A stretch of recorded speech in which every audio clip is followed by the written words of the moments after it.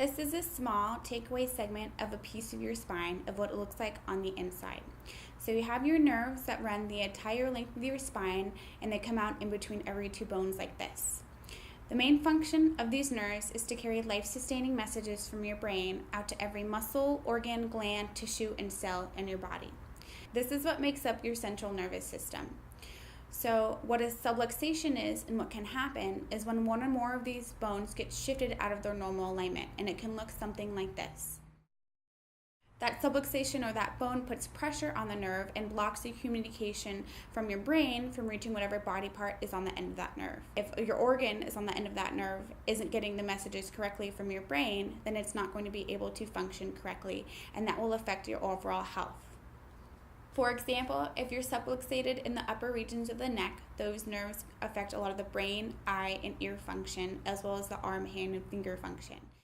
As you go farther down in your spine and you enter into the mid-back, then it can affect your heart and lungs, as well as your digestive system. And as you go into the low back, the legs and feet become affected. So with subluxations, there is a serious secondary complicating condition called degenerative disc disease or degenerative joint disease. When your bones and discs are subluxated or out of alignment, your body can put up to 200 times the normal pressure that's meant to be placed on there. Unfortunately, our body isn't designed to hold that amount of pressure when it's out of alignment, so the bones and discs will start to decay or degenerate.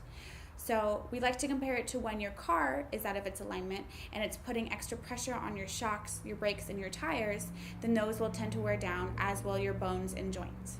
If your subluxations are caught early on and they're treated and corrected, then you can avoid the degenerative change from happening.